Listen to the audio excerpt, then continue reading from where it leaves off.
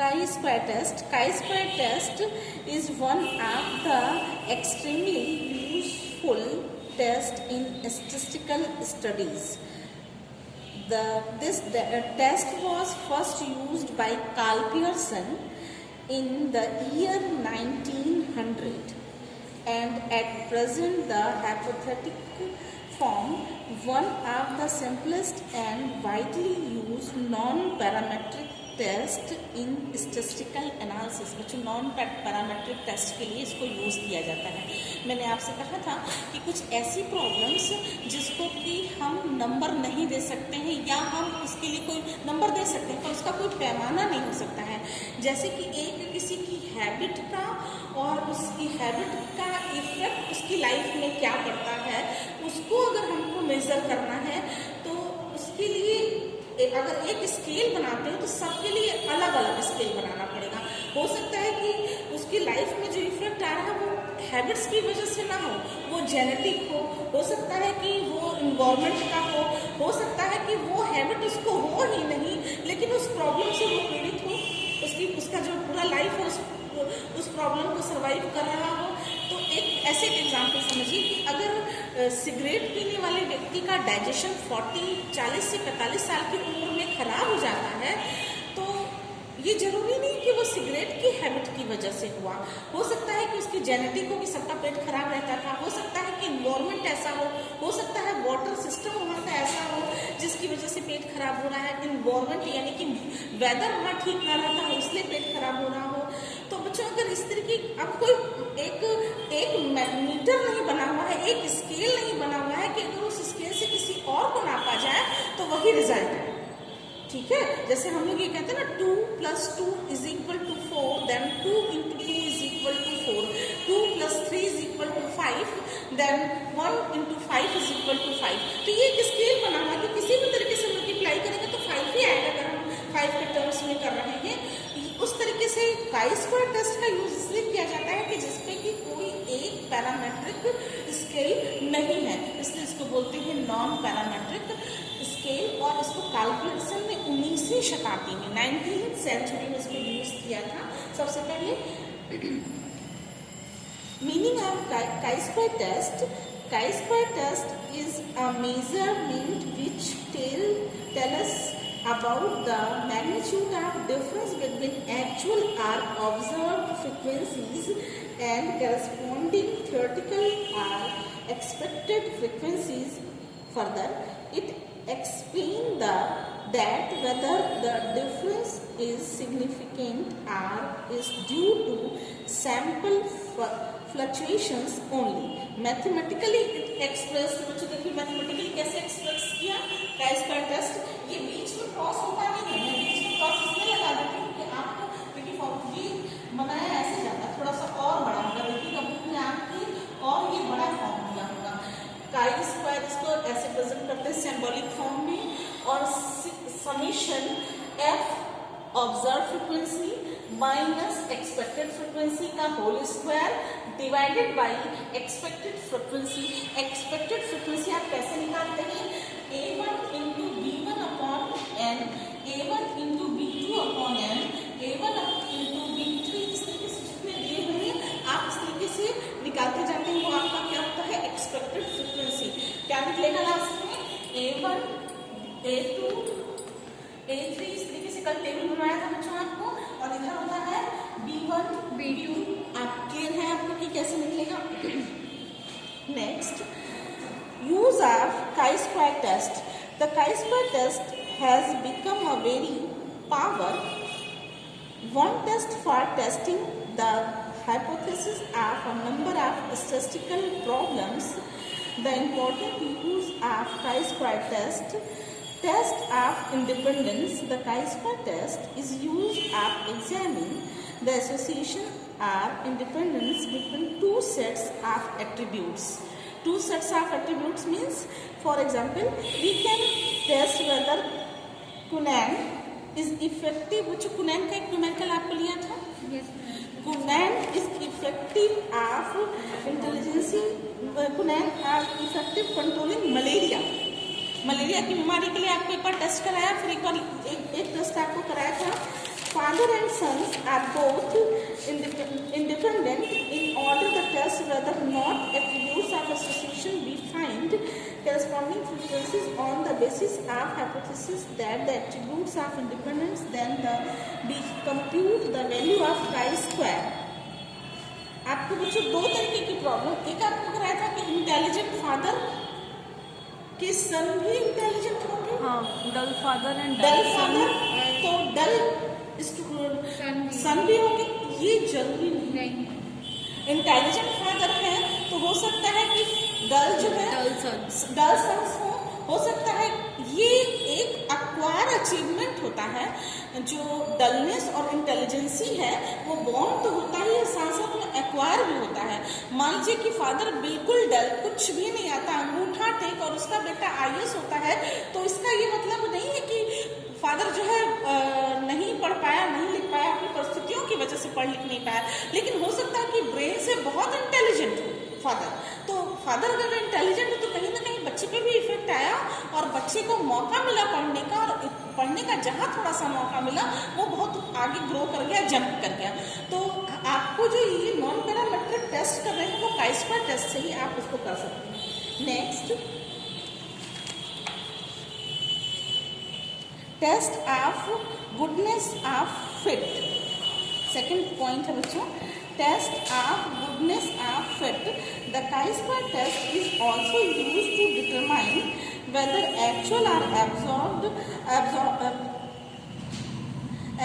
frequency corresponds to any specified theoretical frequency distribution such as binomial। तो clear है आपको, binomial, Poisson, normal, etc.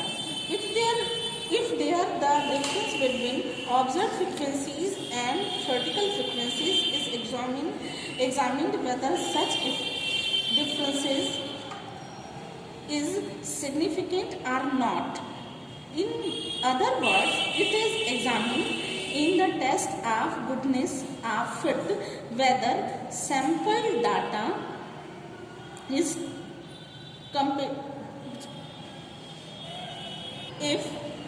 if the calculated value of chi-square test is greater than the table value, the fit is not considered।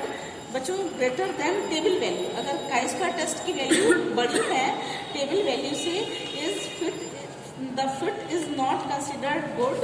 On the other hand, other word, if the calculated value chi-square test is less than the table value, the fit is considered to be good। For example,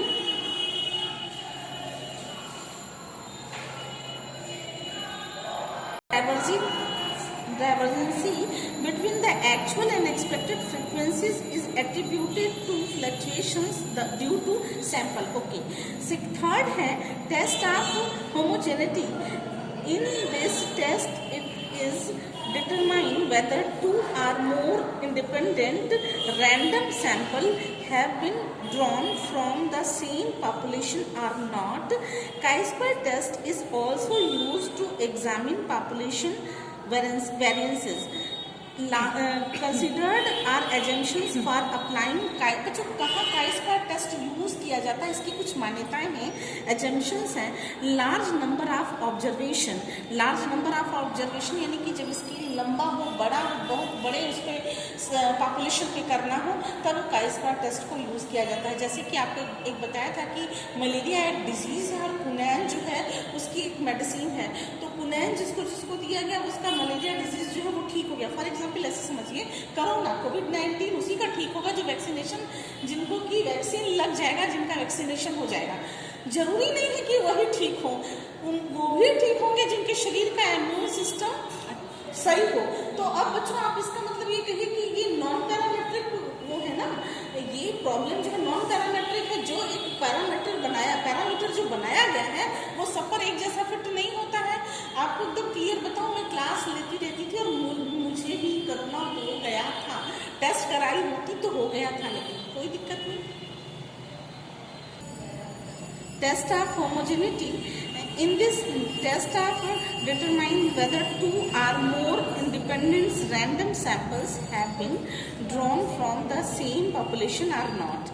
Chi-square test is also used to examine population variance.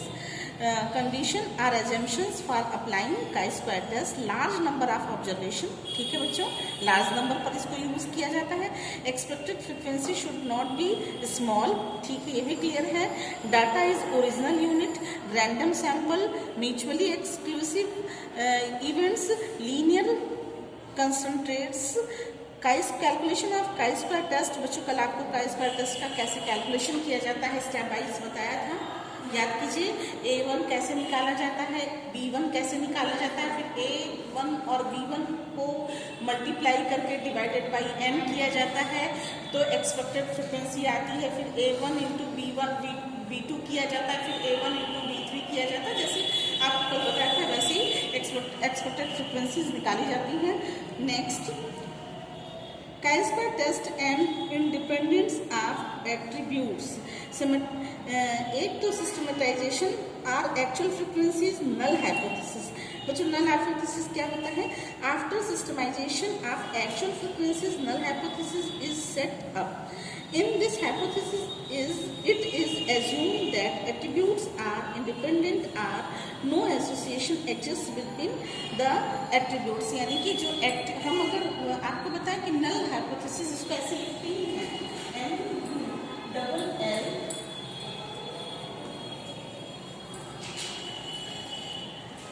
ऐसे लिखते ही, ठीक है,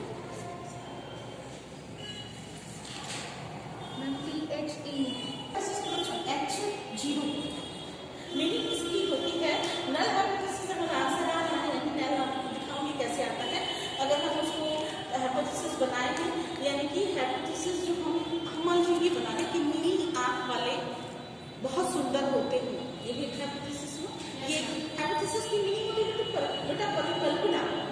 हम एक कल्पना करते हैं कि जिनकी आंखें नीली होती हैं वो बहुत सुंदर होते हैं. तो हम डाटा कलेक्शन की नीली आंखों वालों का, और उसके बाद हम एक्सपेक्टेड वैल्यूज और एक एज्यूम ऑब्जर्व वैल्यू से माइनस किए, आपस में डिफरेंसेस निकाले, फिर स्क्वायर किए, फिर एक्सपेक्टेड से भाग दिए और जोड़ दिए, सारा तो हमारा chi-square टेस्ट निकल गया.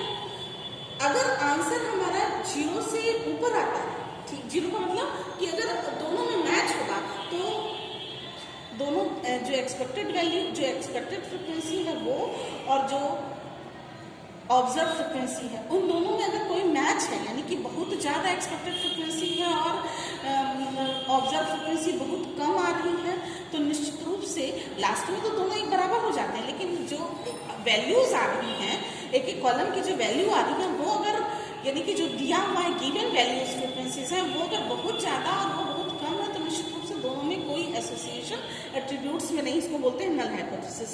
नेक्स्ट, फिर से एक बार नल हाइपोथेसिस आपको सुना दे रही हूँ. After systemisation of actual frequencies null hypothesis is set up. In this hypothesis it is assumed that attributes are independent or no association exists between the attributes. ठीक है, फिर ये कैलकुलेशन ऑफ एक्सपेक्टेड फ्रिक्वेंसीज आपको clear है बच्चों, कैसे calculation किया जाता है, कल आपको बताया था. फिर नेक्स्ट है कंप्यूटेशन, कैसे कंप्यूट करेंगे, किस फॉर्मूले से कंप्यूट करेंगे chi-square टेस्ट को. फिर नेक्स्ट है determination of degree of freedom. Determination of degree of freedom, determination of degree of freedom, degree of freedom को बोलते हैं DF. ठीक है, DF होता क्या है? DF scholar minus 1 into row minus 1, इसको बोलते हैं degree of freedom. Column minus degree of freedom, where as C number of column, R number of row. In 9 square table are 2 into 2 fold table where there are 2 rows and 2 columns. Degree of freedom would be 2 minus 2, ठीक है, 2 minus 1 is equal to 1. Similarly, if there are 4 columns and 3 rows in question, the degree of freedom would be 4 minus 1, 3 minus 1 is equal to 6. If the data given the forms of series a variable of row or column, then the degree of freedom would be n minus 1. N is number of variable of the variables in the series in a row or column. बच्चों कोई दिक्कत? Find out table value of chi-square test, test of hypothesis or conclusion. Finally, the conclusion is drawn by comparing the calculated values of chi-square with the table value found in step 6 supra. If calculated value of chi-square test less than the table value, then the hypothesis hold true, attributes are independent. If calculated value of chi-square test, बच्चों इसको जब कराने लगेंगे तब आपको समझ में आएगा. एक numerical in an anti-malaria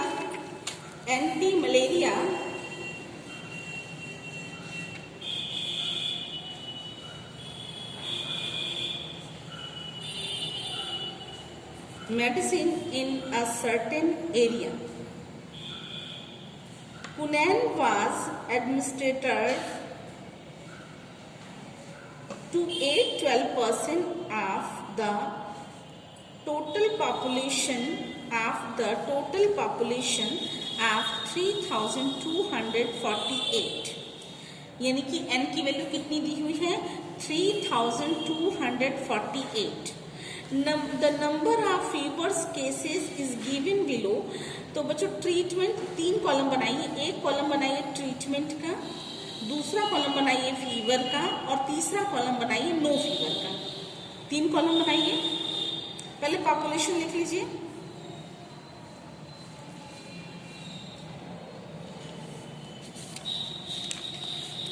n की वैल्यू कितना है? 3248.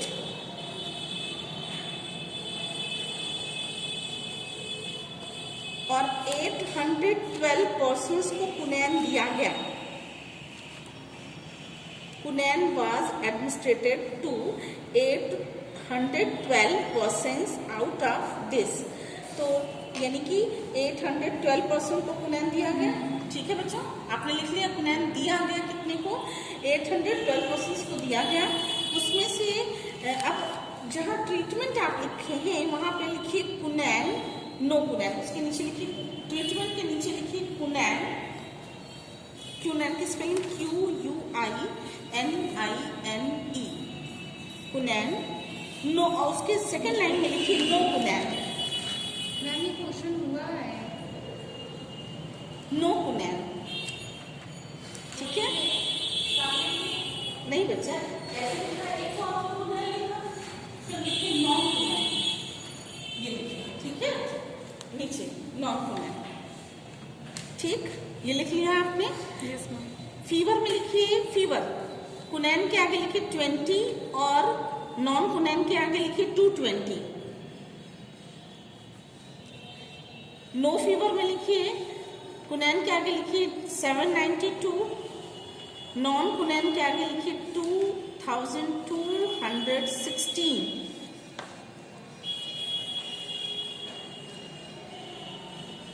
ओके. इसके बाद डिस्कस द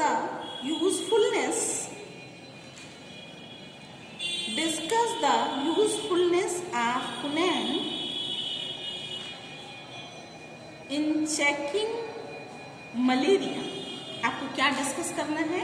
आपको क्या चेक करना है कि कुनैन जो मेडिसिन है वो मलेरिया के लिए यूजफुल है या नहीं, मलेरिया के लिए ये दवा जो है वो सही है या नहीं, आपको ये चेक करना है.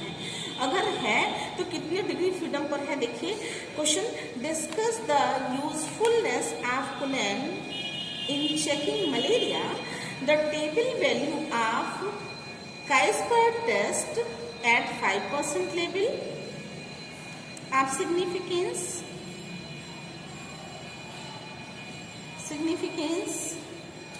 for 1 degree of freedom is 3.841.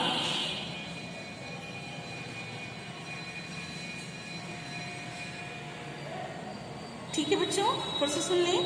Discuss the usefulness of कुनैन in checking malaria. The table value of chi-square test at 5% level of significance for 1 degree of freedom is 3.841। लिख लिया बच्चों। अब आप जब इसको करने लगेगा तो डिनोटिंग कुनैन इज ए, कैपिटल ए, कुनैन इज कैपिटल ए। बच्चों कुनैन को जब शो कीजिएगा तो क्या लगेगा? कैपिटल है ma'am. NIN are given data में बी प्लेस्ड 9 स्क्वायर टेबल बनाना है आपको। 9 स्क्वायर टेबल आपको आता है बनाना? Yes ma'am. 1 2 3 4 ये 9 स्क्वायर टेबल, 9 खाने होते हैं इसलिए इसको 9 स्क्वायर टेबल बोलते हैं। ए और बी। बच्चों ये क्लियर है ना? कुनैन is a medicine of malaria, capital ऐसे शो किया। No fever is a positive thing, so is denote by capital B. Fever is small B और नॉन कुनैन इज स्मॉल ए। ठीक है, ए बी ये क्या होता है बच्चों? ए बी क्या दिया? ये होगा small A small A capital B capital B और capital A small B capital A small B small A small B. Very good. आपको तो एकदम रट गया है ये, ऐसा बताया आपको एकदम रट गया आपको। ये बी स्मॉल बी एंड ये N capital small capital capital हुआ। ठीक, यस अब एकदम आ गया। अब आपको कोई दिक्कत नहीं होगी, हमको लगता है एकदम आपने रट लिया हमारे इतना अच्छे से मैम आपने बताए तब। ए बी की वैल्यू हम लोगों की कितनी आ रही है बच्चों? मैम 792 और small A and capital B की वैल्यू 216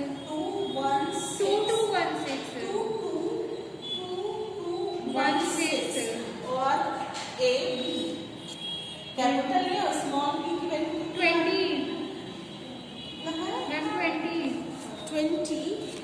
बच्चों देखिए न्यूमेरिकल में सब दिया है, आपने अपने से कुछ नहीं निकाला, ये ऑब्जर्व वैल्यूज दी हुई हैं। और स्मॉल ए स्मॉल बी 220।